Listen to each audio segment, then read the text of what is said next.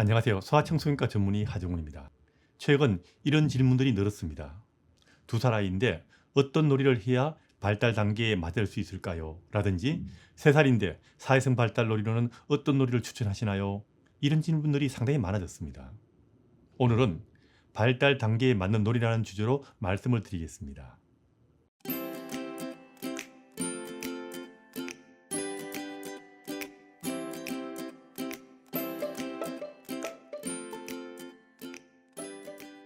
요즘 발달에 관심 많은 부모들이 늘었습니다.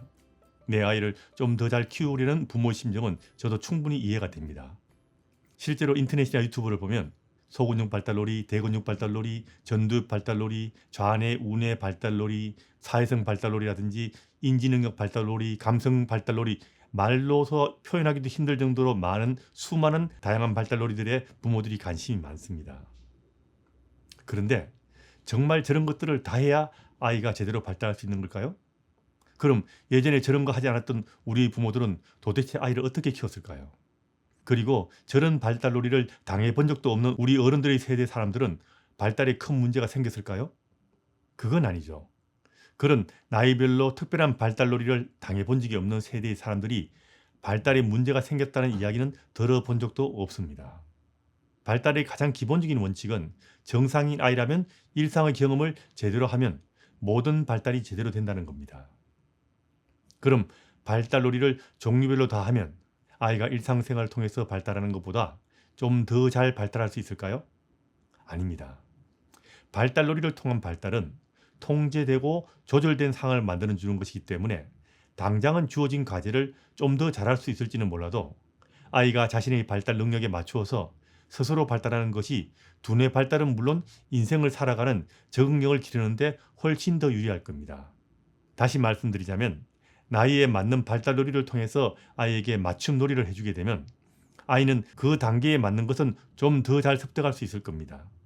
하지만 그냥 일상생활 속에서 발달이란 걸 신경 쓰지 않고 냅두면, 다시 말하면 아이에게 맡기면 아이는 제대로 발달할 뿐 아니라 스스로 발달 단계에 맞게 주위의 환경을 활용할 능력도 키울 수 있다는 겁니다.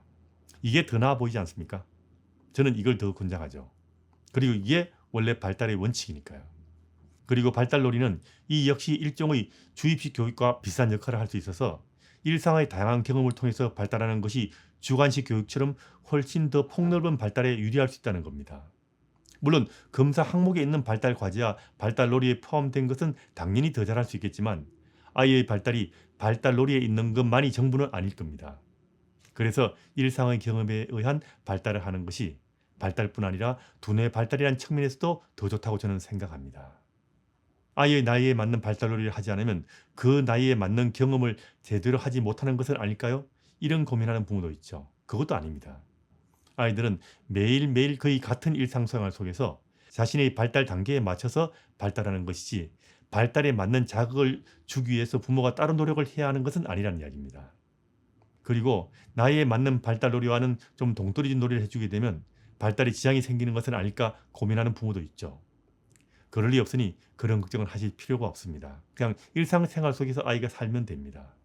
그래서 나이에 맞는 발달놀이를 부모가 공부해서 맞춰주는 것은 정상 아이를 키우는 육아에서는 그렇게 중요한 것이 아닙니다. 그리고 그런 거 한 부모들 옛날에 없었습니다. 물론 부모도 아이를 키우기 위해서 노력은 해야 합니다. 하지만 그게 교양 있는 부모의 적당한 배려를 넘어서는 정도의 시간과 노력과 돈을 들여서 해야 한다고 저는 생각하지 않습니다. 물론 나이에 맞는 발달놀이가 꼭 필요한 경우도 있습니다. 아이가 정상적으로 발달하지 못하는 경우 당연히 전문가의 조언에 따라서 나이와 아이의 발달 상태에 맞는 놀이로서 아이 스스로 얻기 힘든 발달의 자극을 주는 것이 필요할 수 있습니다. 그리고 일상의 경험을 제대로 하지 못해서 발달이 늦은 경우도 아이 상태에 맞는 발달놀이가 도움이 될 수도 있습니다. 하지만 이 경우에도 당연히 일상을 바람직한 상태로 복구하는 것이 제일 우선이 되어야 합니다.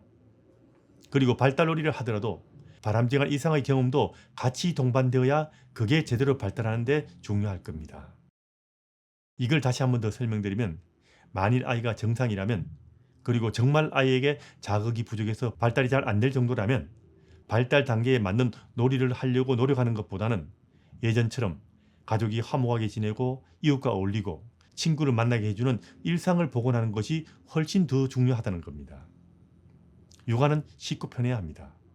보통 아이들에게 부모가 힘들게 공부를 해야 가능한 특별한 발달놀이를 해준다는 것은, 그것도 나이에 맞게 계속 바꿔 해준다는 것은 시간과 노력과 비용이 엄청나게 들어가는 고비용 노동집약적 저효율 육아인 겁니다.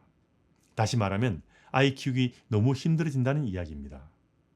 적어도 발달에 가능한 나이에 맞는 여러 가지 발달놀이가 일상의 경험을 대체할 수 없다는 점과, 제대로 된 일상의 경험만으로도 제대로 된 발달이 된다는 점 꼭 알아두시기 바랍니다. 아이 키우는데 사서 고생하지 마시기를 간절히 부탁드립니다.